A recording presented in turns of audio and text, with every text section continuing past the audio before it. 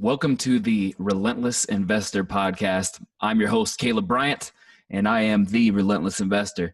Today on the show, we have James Lowery, and James has a pretty interesting story.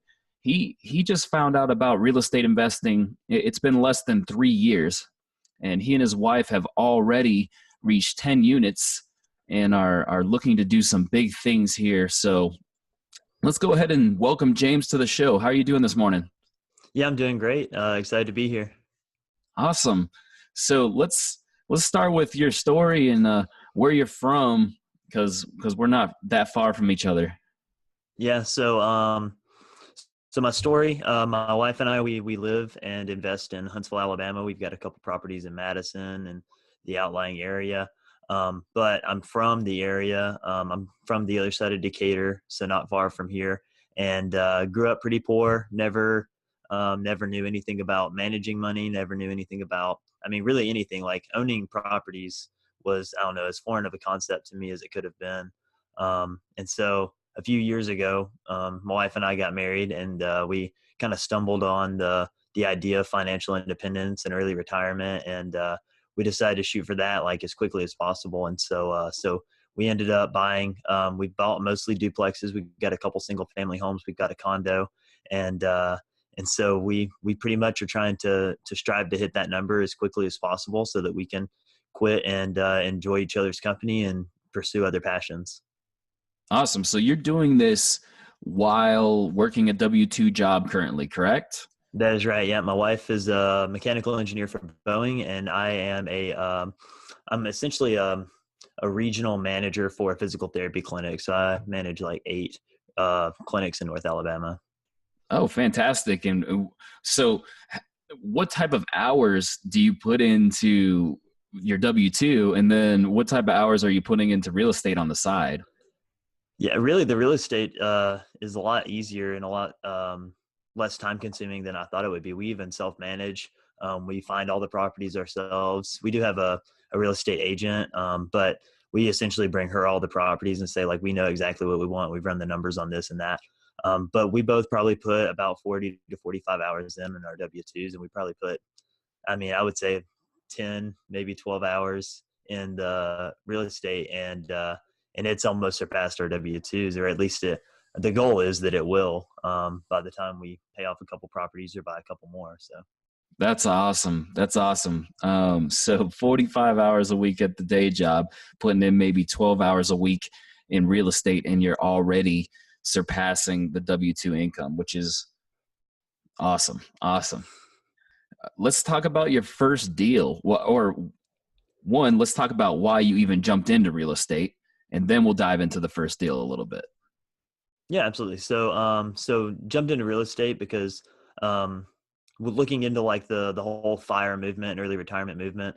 The idea is that you need 25 times your 25 times your annual spending to get your freedom number because of the 4% rule. And so that's a pretty high number, especially if you're trying to get there quickly.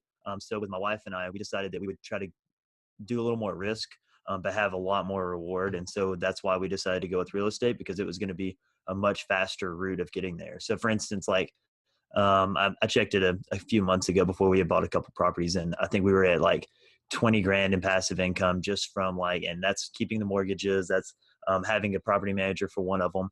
And so to have 20 grand in income from in index funds or any other type of investments like that, you would have to have $500,000. And we haven't put nearly that into the real estate. So that makes it a lot easier. Yeah, absolutely, because of leverage. But also, with the way the market has been currently, it would be a little scary to put that much money up in something like that anyway. So the FIRE movement, I've heard of this. I haven't really researched financially independent, retire early, like the movement itself. I literally read an article maybe 30 minutes ago about this. It's the only reason I know the acronym. Tell me a little bit more about that. And so the principle is 25 years, 4%. What is the thought process behind the FIRE movement, and why are so many people hopping on that? I mean, it's freedom. It's freedom from having to worry about your job, or I mean, it's not even like a lot of people get like into the nitty gritty details of retiring, and that's not really even what it is. It's about being able to pursue whatever passions you want. Like if you want to start like a nonprofit, you don't have to worry about at least paying for all of your necessities, Yeah. because you've got all that invested. And you could do this with anything. You could do it with real estate. You could do it with active funds. You could do it with index funds. You could do it with side hustles. I know a guy that quit his job because he had built his side hustles up to the point that he didn't have to work at his W-2 job anymore. And so it's just it's more about the freedom of anything than it is like the early retirement part of it. Now, my wife and I, our goal is to early retire and to live on the beach for a few years and then go from there. So we'll see what happens with that. The beach life. Awesome. Um, so you're looking to retire early. What are some of the passions that you're like the reason you want to retire early, I guess? What are some of the driving forces behind all this? So ironically, I'm a little more into it than my wife is, but she's the one that dislikes her job more. So that was the first motivator behind us doing this was, I found out about it and I brought it to her and got her on board because I was like, listen, if you don't want to, you don't have to work anymore, because she just doesn't particularly enjoy her job. And Yeah. so we do blog. We like that a lot. I enjoy real estate. I don't ever see myself not hustling to do something, whether it's like I want to start like I want to start like a million things. Like I want to start a bike shop that refurbishes old bikes and sells them off and gives them to kids. I want to start a co-op space, like a co-working space. I almost opened a gym a couple years ago, and so I always like to be doing something. I like to stay busy and stay hustling. Okay, so you're like me in that sense. Retirement is not a thing that will technically happen because I'll always find something important to be doing, but Right. it's being able to choose what that thing you're doing is. I love it. So let's talk about the first deal. What did the first deal look like? What type of property was it? Let's get into the nitty gritty with that one. Okay, so the first deal, I had been scouring like the MLS and Zillow and all that stuff for a few months, and we had been looking for different types of deals, whether they were single family homes, condos, anything really. And I knew every house when it came on the market. Like I watched it multiple times a day, every day. And so a duplex popped on, and it was actually listed as a single family home. So it wasn't where it was supposed to be. So none of the investors are seeing it that are looking for multifamilies, and Yeah. none of the people looking for single family homes want it because it's a duplex. So it was listed for a few months like that, and I had seen it, come across it a few times, and finally we went and looked at it, and it was a nice duplex. It's not in a great area. It's in a part of North Huntsville that I probably wouldn't send my wife at night. Yeah. But for the right price, anything is a good deal, I think. So it's sat on the market. We went and looked at it, and we decided that we would pass on it for now. And we ended up moving to St. Louis actually for a work project. And while we were there, we were like, listen, we've got to start at some point. We've got to like get a deal under our belt. And so we ended up making a lowball offer. Like, I think, okay, so the house was listed for 67, and we made an offer at 47, and they took our first offer. And I was pissed at that point. I was like, we should have gone lower. Yeah. I knew we should have gone lower, but yeah, so it's a duplex. Rents out for 425 a side, I think. And so we got it for 47,000. So easily over the 1% rule, really close to the 2% rule. Yeah. Um, and that's what it started out as when I first was reading into real estate. I was looking for things that were 2%. So, I was passing on 1% offers left and right because I thought I could get 2%. I got close. I think I'm at like 1.8 something. Yeah, that's awesome. I see. I mean, I see people buying 1% rules, but I won't even look at the deal if it doesn't hit that, or if there Right. is an immediate opportunity for it to hit that. So that's awesome. It looks like how's that property doing today? Phenomenal. So because we were in St. Louis, that's the only property that we have a property manager on, Yeah. because we moved back and we were just like, it's easy. We're lazy. We didn't want to like focus on that while we were trying to buy other properties. And so it's had almost zero issues. I had a roof leak and sent somebody out to do that. Had like when I bought it, one side was vacant and the other side had a tenant that we inherited. And so we just kept that tenant, signed her onto a new lease, and ended up filling the vacant side in like less than a week. And both of those people have been there now for I mean practically almost 3 years now. It's coming up on 3 years that they've been there. So So how long? Because you said it sat there for a while, and you thought about it, and you kept not pulling the trigger. How long did you go through that analysis paralysis phase in real estate in general? So maybe not this particular property, but the whole time period. the whole time period, almost immediately after I found like the fire movement or whatever, I started looking into real estate because I found a few people that were, reaching early retirement through real estate because it's a much easier idea. As long as your rental income surpasses your annual spending, then you're good. And so I started focusing on it, and I probably went through I'd probably say 6 to 8 months of just assessing deals, and I would just, I mean, literally, I would check the MLS for multiple cities, multiple times a day, every single day, and every time a deal popped up that I thought would be good, I would look at what the rents are going for in the area. And I would work out whether or not it was a good deal, whether or not I could afford it, whether or not it was something that we would actually pull the trigger on. I just started running deals left and right to try to figure out what was going to be good. That way, when one pops up now, I know exactly what it looks like. So were you making any offers through that process, or were you just analyzing? Not really. Yeah. Yeah. I was just analyzing. I think the first offer we made was on, I don't want to say that. I think we made an offer on another property, like another single family property, that ended up not going through. Somebody ended up coming in over asking price, and we were way under asking price. So, um, I mean, that's a no brainer for the sellers. Yeah. Okay. So 6 to 8 months, and you had already got a contract on a property. For me, I mean, I didn't even make an offer for probably 2 years because I had all these limiting beliefs like, oh, well, might need this type of business partner, or I don't necessarily have enough money today for this, or it might be tough to get financing, whatever it was. What type of doubts did you have in those 6 to 8 months, and what kept you from doing it? All of those doubts. And everybody thinks that the deal has to be perfect, right? I want to find the best deal that's ever been listed, and that's going to be the one that sets the tone. But essentially, like I know everybody says it now, and I know it now, but at the time I didn't really hear it. That the first deal is the most important deal, not because it's a good deal, but because you understand the process, and you understand like not that much is lost, right? I bought a duplex for 47 grand and financed like 80% of it.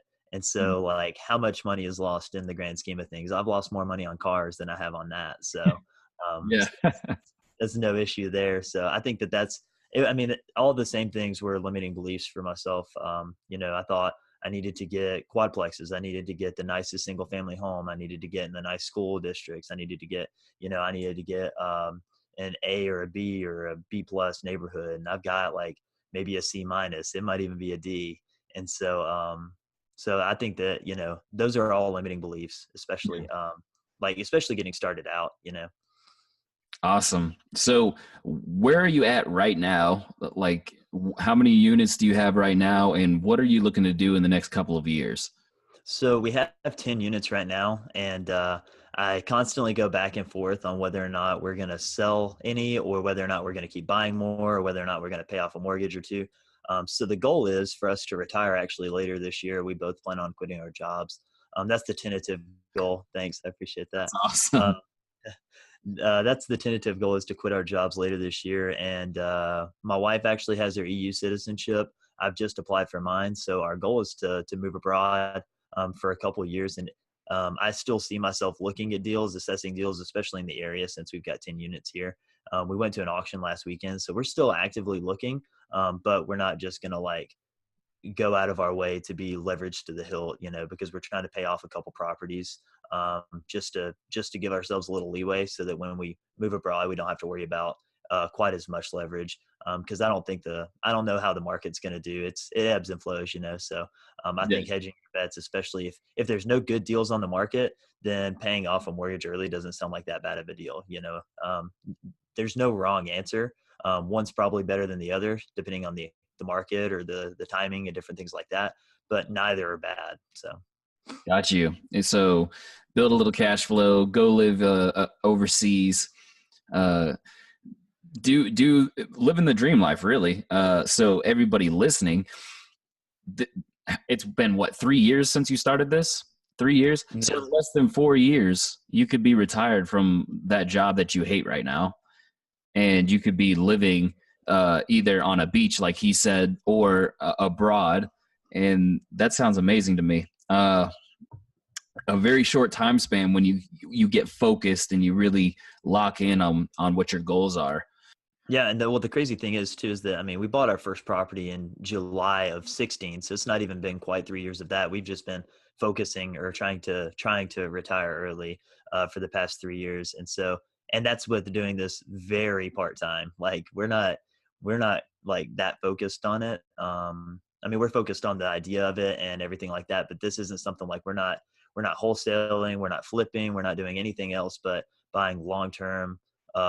Buy and hold rentals. And so I know people that have quit their jobs and gone all in on it and have achieved it pretty much at the same rate. But we're just trying to use our W-2 jobs to funnel money into the real estate. So Got you. And so over these 10 units, what is probably the biggest mistake you've run into, and how can listeners avoid that mistake? I've got two mistakes, I think. So I ended up buying two duplexes that were side by side in an area of town that's seeing like a lot of gentrification, Mhm. and so it's still not a bad buy, but I've spent too much time working in one of them, and so the other one is perfectly fine. It rents out really easily, but I spent too much time working in the property and not on the property, or at least working on other parts of the real estate. I did a bathroom renovation. I went through and painted the whole thing, redid the kitchens, and did everything like that. And I wish I had just paid somebody to come in there and do it. It would have saved me so much time, effort, and bandwidth. Even if I wouldn't have made more money on the deal by buying another one and getting more money that way. Just the mental capacity of it. I think that there's a lot to be said about your time that I'm not going to get back now because I tried to save $1,000 on redoing a bathroom myself. Yeah, yeah, and that's so funny because literally yesterday I had someone reach out to me on Facebook and say, "Hey man, how do I fix this?" I don't even remember what the question was. How do I fix this in my bathroom? Honestly, I have no idea because I just pay someone to do it every time. If I tried to do that myself, I would spend 7 to 8 hours, and it would end up being worse than it was when we started. So it makes more sense for me to pay somebody to come in and fix the problem and do it right and do it quickly, have it up and serviceable quickly. Yeah, I love that. And so hiring out or delegating and focusing on what your strong suit is, instead of just trying to pinch pennies while tripping Yeah. over potential deals. Like, oh, I could have made 20 grand, but instead I was fixing a bathroom. For the next, let's talk a little bit about numbers then. Okay. So you're telling me you're getting 425 on these duplexes, or on the first duplex, and so what's kind of uh, the average rent you're seeing across your portfolio? Because I know are they all in Huntsville area? They're all in Huntsville area. I've got a condo in Madison. I've got a single family home in Madison, and then I've got three duplexes in Huntsville. I've got a house in Huntsville, and let's see. And the house has a detached mother-in-law suite, which is where I'm at right now. So that's 10 units right there. Okay, okay. Yeah. Are you living in that unit? Yeah. So what we did was we were house hacking. So the idea is that, especially like with multifamily properties, technically this isn't a multifamily because it's an accessory dwelling unit, Yeah. but because we moved into the property, we get better financing. We get better interest rates. We can put less down on it. And so you can just be a little more leveraged. And the idea is that like right now we're living here. Our tenants live next door in the actual house. It's a 3-1, and they pay 870 a month, and that pays for everything. I'm talking they pay for all the water, they pay for the mortgage, they pay for the electricity, they pay for the they pay for the internet. Like the internet that I'm streaming this on right now is all covered by their rent. That So we're that living is amazing. 100% for free. Actually, I worked it out one month and we made $1 off of it. So instead of instead of pouring money into a place, we actually, and that's after taking out 10% for vacancy and 10% for repairs, we made $1. So So James gets paid $1 every month to just to live, which is awesome. I don't do that. I did. I lived in the Nashville area for a while, and I rented out one of the rooms in my house, and so I house hacked as well. But for all of you beginners, house hacking is a great way to start. I have lots of people come and ask me, how do I start, or should I buy my own house first, or should I buy a rental property first? Well, you can do both. You can buy the place you're living in and rent out either rooms or other units if you buy a multifamily. So James is doing it and he's getting paid. Not much, but he's getting paid. yeah, that's right. It's still free. That's more than I looked it up. I think the average mortgage is, oh man, I can't remember what it was. It was like $700 or $800 a month. I think that's actually pretty low. But that's $700 or $800 a month that I'm not having to pay. Yeah, So in yeah, rent too. So, uh, yeah, so as far as your portfolio goes, we're in mostly C-type areas. Oh, I know Madison is not usually. yeah. That's a pretty good area. So, So most of my units are actually 1 bedroom, 1 bath. The duplex, the first deal is a 2 bed, 1 bath. But I've got two 1 bed, 1 bath duplexes, and they're in an area that, like I said, is seeing a lot of gentrification. So those are actually renting for right now. I inherited a tenant that he's going to be leaving soon. So once he leaves, then I'm going to raise the price on his. But the other unit I've been renting for 550 for a 1 bed, 1 bath, and I bought them for 49. So those are over the 2% rule because I'm getting 550 per unit. oh yeah, yeah, yeah. Oh wow. So cash flow, and the cash flow is about to get a little better. That's That's right. And what type of financing are you typically getting? Are you going through local banks here, or are you using private money to close these things? Or Yes. So actually, we reached out to a mortgage lender in the area, and we told them essentially what we were looking to do. Like we're looking to buy quite a few properties pretty quickly, and so they worked with us on it. So they split it up. So we actually just have like regular financing on all of them, like bank loan financing essentially. But my wife, I think, has two mortgages. Or she might have three mortgages, and I have two or three. And so like they split them up so that we can work the deal so that we're not hitting the like 5 cap or the 10 cap depending on who your lender is. yeah, I think the government requires, I think they won't let you go over 10, but I don't think the lenders typically go over 5 anyway. So we've been splitting them up and going that route. It's easy. I hate to say that. I wish there was some like sexy way about it, like I'm doing owner financing or I'm doing hard money loans. But it's easy, it works, and I can cash flow from day one. So I don't know why I would quit doing it. it's not about how fancy. In fact, keeping it simple might be better.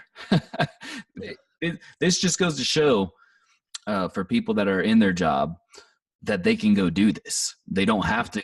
They don't have to be overly creative. They just have to put in 10 to 12 hours a week, which that is not a significant amount of time. If you're really working and you're really focused for 10 and 12 hours a week, you can quit your job in just a few years. So we'll go ahead and I'm going to ask you a few questions I ask every guest. And this one is kind of a selfish question, but for whoever is out there is trying to build a sick playlist for working out or for being motivated, what is a song that motivates you? So Champion by Gideon. It's over, dude. That's my lift song. So my wife and I are actually competitive powerlifters, and so we hold a few state records, and that's the song that like I will hit a max on. That's the song. Okay, so I didn't know you were going to say that, but I am super pumped that you did. I I used to work at this company called Loan Depot, and the day, well, I sort of quit. They sort of let me go. It was a mutual parting because it wasn't what I was supposed to be doing, and my boss could see that, and he's like, "Hey man, what's going on?" But when I walked out of Loan Depot, I was listening to that song. They had just released it, and it's been on my workout playlist ever since. I Yeah, love it's a that. good song. What is an example of when being relentless has benefited your business? So we after we bought the first deal, we probably made an offer on 15 different properties without any of them going through. Whether or not we were too low on the offer, we didn't want to come up on the price because we knew what would cash flow, or whether or not we were competing with like typical retail buyers that are looking for a forever home or whatever it may be. So we were just relentless and constantly looking for properties, constantly making more offers on properties, and not getting emotionally invested in any property. Our goal is to make money off the properties, and Yeah. so we don't look at a property and fall in love with it, right? They are lines on a spreadsheet. That's all they are, and we like the properties that we bought. But at the end of the day, if it makes us more money to sell them and we can buy another one later, then we'll sell them off. So being relentless about constantly assessing deals, still making offers, not getting discouraged on that. Number three, if you could only recommend one book to anyone for the rest of your life, what book would it be? I think I would probably recommend. That's tough. I've got to do two. I can't help it. Um, Never Split the Difference by Chris Voss is a great book about negotiation tactics and things like that, and I love it.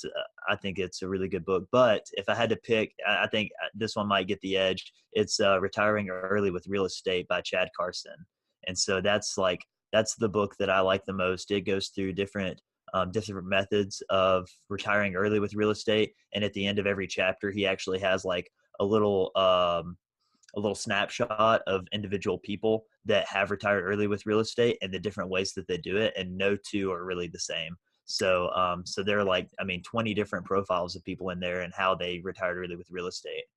Awesome. I haven't actually heard of that one even, so I'm going to have to check that out. Uh, and I love Never Split the Difference, the late Yeah, night DJ voice. that's right. Uh, how do you like to give back? So the way I like to give back, I guess, is this is terrible to say. But the way that I like to give back is by help. Well, I was gonna say it's terrible to say. It's not terrible to say. I like to help other people do what I'm doing, um, whether or not it's buying real estate, whether or not I tell people everybody can own real estate. Not everybody can manage real estate. Like, I think that's a difference. I manage our properties. I think I do it pretty well, but it takes a certain type of person to do that. But I try to tell people, like, you don't have to manage your properties. You don't have to be in there collecting rent or anything like that, which I don't do anyway. I do it all online. But the idea of just managing tenants and setting expectations and things like that, you don't have to do that. But I do try to convince people to do real estate. I don't want to say more than I should. I love real estate, so I'm not gonna like apologize for trying to get more people into it. Yeah. But if anything, I'm creating a little competition for myself anyway. So, but there's plenty of deals out there. Oh yeah, absolutely. The abundant mindset, right? And I'm definitely on That's team high right. manager because I am not the type that would be able to go door knocking for rent. That's for sure. So, how can listeners get in contact with you? So my wife and I, we blog at rethinktherratrace.com. We're on Instagram, we're on Twitter, we're on Facebook, all pretty much Rethink the Rat Race. And so that's the easiest way to contact us and read about more about our real estate or more about like our plans in early retirement and how we're getting there. And you heard him. He likes to give back by telling people how to quit their jobs. So you need to reach out to him. James, it's been a pleasure. Thank you so much for coming on the Relentless Investor podcast. And we will definitely talk soon. All right. Thanks, Caleb. All right. Be relentless.